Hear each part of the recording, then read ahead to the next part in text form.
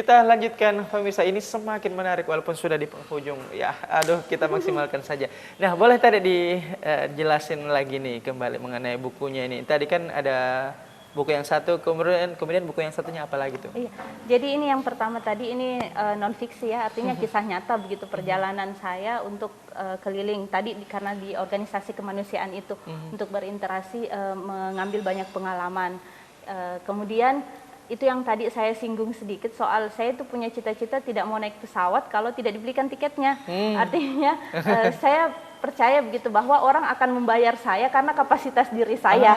Jadi itu juga mungkin yang bisa menjadi inspirasi kalau kita punya kualitas, orang akan menilai kita. Itu yang saya coba bangun dalam diri saya untuk meningkatkan terus kualitas diri. Kalau yang buku yang satu ini dia fiksi, artinya kumpulan cerita pendek.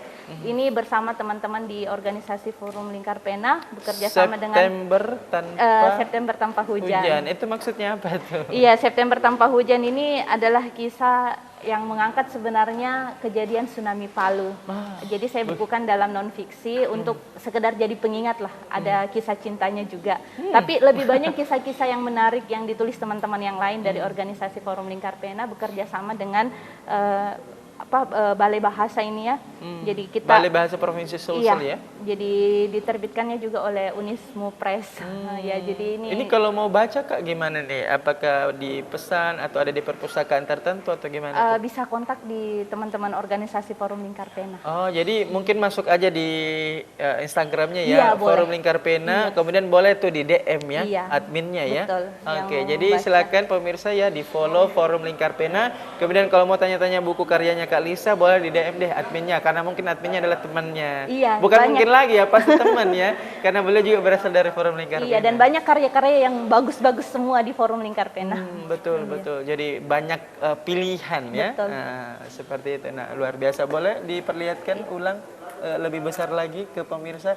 Jadi ini nih pemirsa, kalau misalnya penasaran silakan ya DM aja Forum Lingkar Pena Instagramnya untuk tanya-tanya buku ini. Kalau misalnya tertarik pengen baca ya, wajib tertarik. Ini sangat menginspirasi. Yang mau keliling dunia juga. Wow. Iya, karena perjalanan di beberapa negara. Iya. Luar biasa. Nah, sementara memangku bukunya, saya pengen tanya hal lain lagi di luar itu. Nah, sebagai seorang perempuan nih, bagaimana Kak Lisa ini melihat perkembangan kemajuan perempuan dari masa ke masa nih, dari segala aspek, dari pendidikan, organisasi, daya juang, kesuksesan, itu bagaimana Kak Lisa memandang itu?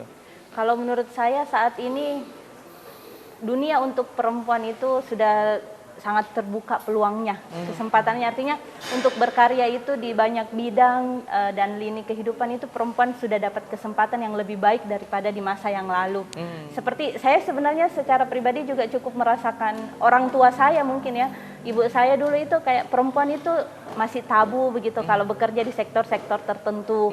Nah, sekarang alhamdulillah di banyak sektor perempuan tetap bisa berkarya.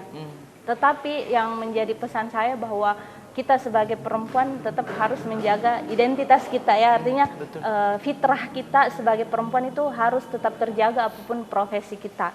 Tidak memindahkan fitrah kita ke hal-hal yang negatif misalkan ya. Itu tetap harus kita jaga dimanapun kita berkarya, dan peluang itu, kesempatan itu selalu terbuka bagi kita sebagai perempuan. Nah, kalau suka dukanya nih menjadi seorang Kak Lisa nih yang sangat aktif dengan mobilitas yang begitu tinggi, apa suka dukanya tuh? Saya juga sampai hari ini masih terus memperbaiki diri, dan tentu saya juga punya masa lalu di mana saya adalah pribadi yang masih belum layak begitu untuk sesuatu yang baik. Saya terus memperbaiki diri. Saya juga punya masa lalu yang mungkin bagi orang lain masa lalunya itu misalkan kepribadian saya juga tidak terbentuk secara otomatis seperti ini. Saya misalkan pernah ada di masa mungkin saya masih belum bisa mengelola emosi saya belum bisa mengelola waktu saya, tetapi saya selalu berusaha menambah ilmu untuk mengupgrade diri. Dan saya rasa perempuan di luar sana, pemirsa Net TV juga, kita tidak perlu menyesali bagaimana diri kita di masa yang lalu, bagaimana kita dulu mungkin punya kesalahan atau punya sesuatu yang negatif, tetapi kita terus memperbaiki diri. Itu kita, yang penting tuh. Iya, mengupgrade diri untuk ilmu ataupun untuk skill kita, sehingga kita bisa berkontribusi di tengah masyarakat. Asik. Nah, untuk manajemen waktunya tuh, tentang manajemen bagaimana sih membagi antara kehidupan sosial, keluarga, dan me time atau untuk diri sendiri. Kan kadang kita butuh me time tuh untuk merecharge diri, kadang kita butuh sendiri tuh. Gimana ngebagi-bagi dari 3 hal ini? Kalau saya secara pribadi ya, saya selalu mengutamakan komunikasi dulu dengan pasangan. Ya karena kan saya sekarang punya pasangan ya, beda dengan perempuan yang lain mungkin yang belum punya pasangan lebih bebas untuk menentukan apa betul. yang mau dia lakukan. Betul. Tetapi saya secara pribadi untuk membagi apa yang mau saya lakukan, saya tetap mengkomunikasikan sama pasangan dan juga sama keluarga. Misalkan anak, saya mau melakukan ini, saya komunikasikan. Dan saya punya skala prioritas. Misalkan ini yang harus dikerjakan, ini yang harus selesai. Setelah itu kita lanjut ke pekerjaan yang lain. Dan tentu kan kalau sebagai seorang muslim kan, kalau dalam Al-Quran dikatakan kalau kamu mau selesai dari satu urusan, maka kerjakanlah urusan yang lain.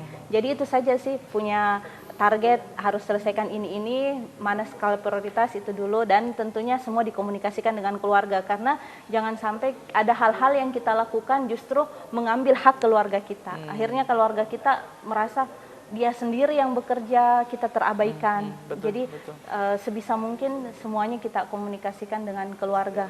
Apakah mereka mendukung yang kita lakukan? Kalau untuk quality time bersama keluarga ngapain aja nih?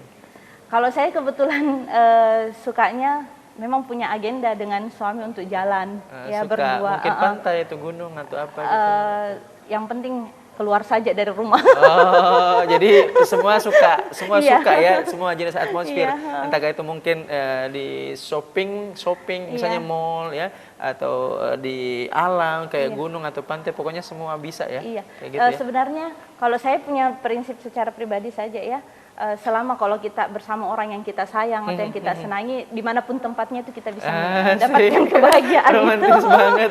Oke, baik, terakhir Iya. nih, apa nih pesan-pesan dari Kak Lisa untuk perempuan yang ada di luar sana, perempuan Indonesia, terutama pemirsa TV Sulsel di luar sana? Silahkan.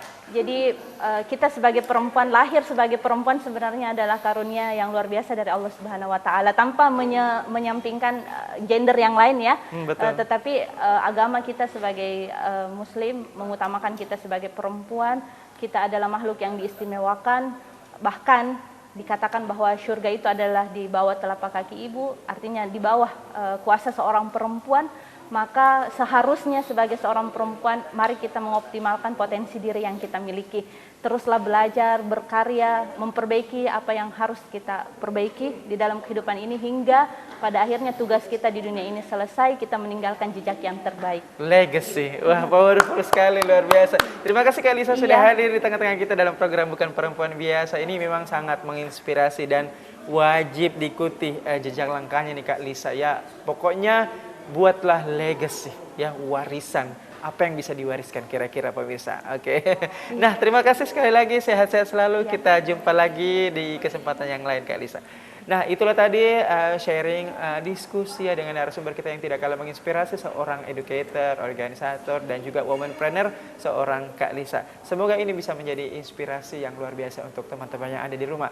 Akhir kata, seluruh kerabat kerja pamit undur diri. Saya Redia Stisahril mengucapkan sampai jumpa dan Assalamualaikum warahmatullahi wabarakatuh. Sampai jumpa di episode selanjutnya dalam program Bukan Perempuan Biasa.